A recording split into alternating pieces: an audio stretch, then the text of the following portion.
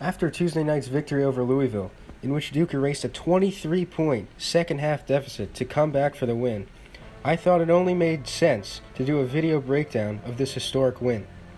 So here it is, the anatomy of Duke's comeback.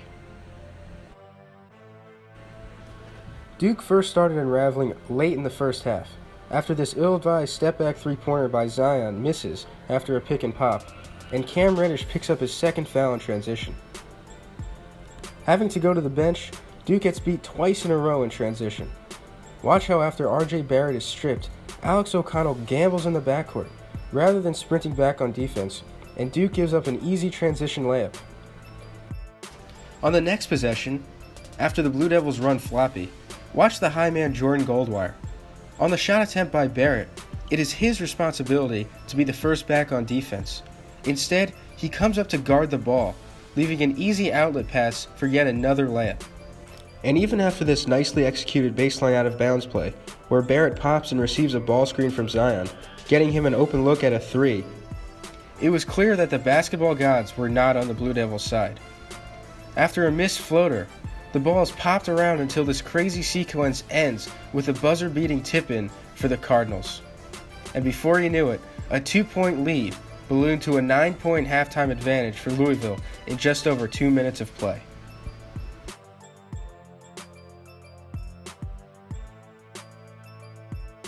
Within the first 8 minutes of the second half, Zion Williamson picked up 4 personal fouls and was forced to watch from the bench.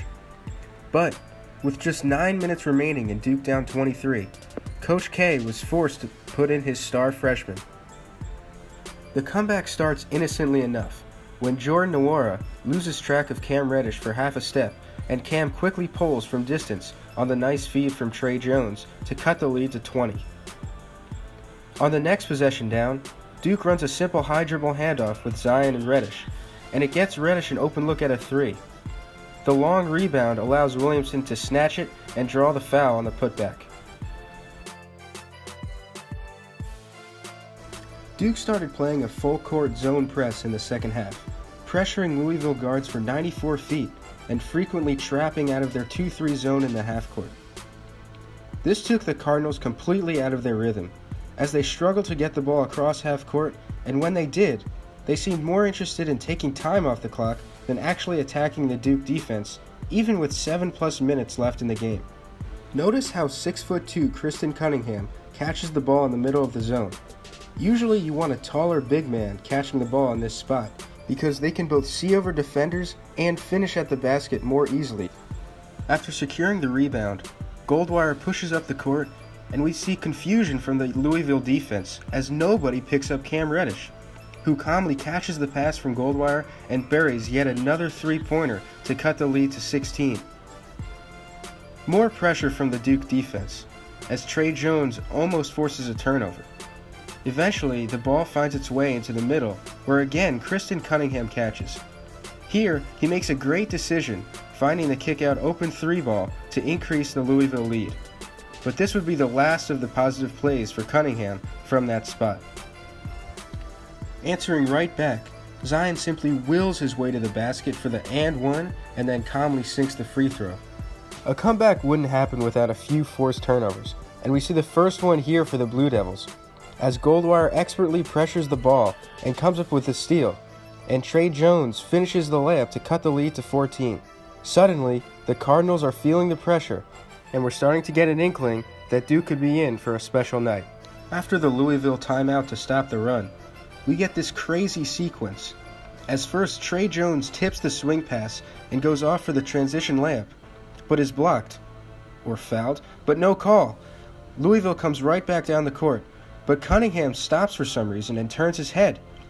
Zion sees this and pounces for the steal, and he goes back the other way until he is fouled on his layup attempt.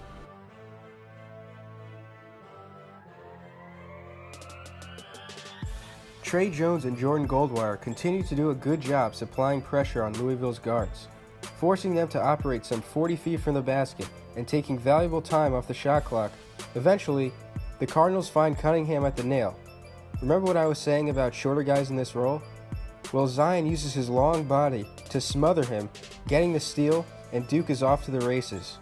One bounce pass, 2 dribbles, and a sweet Euro step later, and the lead is cut to just 10. With 4 minutes and 35 seconds to go, the Cardinals do a nice job breaking the press and staying calm with the ball. A nice shot fake and drive into the lane opens up a good look at a corner 3, but they just can't hit it. And this is what makes Duke so lethal. They can turn a missed shot into points incredibly quickly, as it takes Zion only 6 seconds to secure the rebound, get down the floor, and finish an and-one lefty layup with a ferocious fist pump to follow. And just like that, the Cardinal lead has dwindled to just 7. After 2 made free throws by Louisville, Duke goes back to their dribble handoff on the wing and gets Reddish going to the middle. He executes a smooth step back and is fouled on the 3. After Reddish knocks in 2 of his 3 free throws, a double team in the backcourt forces an errant pass that somehow ends up in the possession of Cunningham, who has a driving lane to the basket against the retreating R.J. Barrett. But we see Louisville playing not to lose, as he opts to pull it out when he had a prime opportunity to make a layup or draw a foul. You can't take your foot off the gas when you're up by 7 with over 3 minutes to go. And the Cardinals compound this error by straight passing the ball directly to Barrett, who sprints down the court and finishes a tough lefty layup to cut the lead to just 5.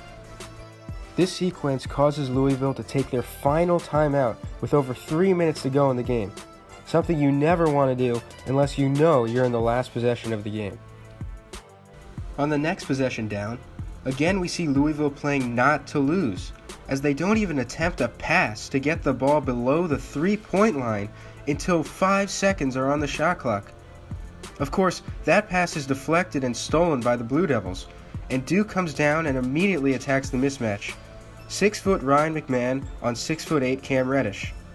Reddish straight pulls over the smaller defender and buries it in his eye, and the lead has fallen to just 2. Would you believe 3 possessions in a row where Louisville seems afraid to attack? This time, Jordan Nwora has a chance at a 3-on-1 when he catches, but instead opts to wait for the defense to recover. The Blue Devils get a trap and force a dying quail of a pass that somehow isn't stolen, until eventually the ball ends up back in the hands of Nwora, who hits a huge 3 from the wing, and Louisville is back in control of this game. Duke comes down, and after a cross screen by Barrett, Cam tries to draw a foul on a tough 3 that misses, and Louisville secures the rebound and seemingly the win, with a 5-point lead with just over 2 minutes left. But no! Cunningham slips on the sweat spot that Zion Williamson created, and the ball ends up right in the hands of Tre Jones for the easy layup to cut the lead back down to 3. After forcing a tough reverse layup that is contested nicely by Zion, Tre Jones secures the rebound and finds Barrett on the right wing. What happens next can only be described as cold-blooded. Barrett no-look passes between his legs to the trailing shooter in Reddish, in essence setting a screen and allowing Reddish to spot up for an open look at a game-tying 3. And this one lands cleanly through the net and sends shockwaves of disbelief throughout the arena. With no timeouts left, Louisville inbounds quickly following the 3, but Darius Perry goes too fast and is out of control, and Goldwire comes up with yet another huge defensive play to force the turnover, and now the Blue Devils have a chance to take the lead. With 30 seconds left and the game tied at 69, a sideline out of bounds for Duke gets some initial action with the pin down for Reddish before Zion catches the swing pass from Tre Jones and executes a dribble handoff with Reddish, who gets right into the lane but is called for the charge. On replay review, it is clear that Ryan McMahon has a foot within the circle, indicating a blocking foul and 2 free throws. The freshman phenom calmly steps to the line and knocks down a pair of free throws to give the Blue Devils the lead. After a Duke timeout, the Blue Devils revert back to their man-to-man defense for the final possession. Jordan Nwora sets a ghost screen for Cunningham, but it is defended well by Goldwire, who stays attached, rides Cunningham out of the lane, and contests the potentially game-tying shot to a miss. And Duke finishes off their historic and improbable second-half comeback.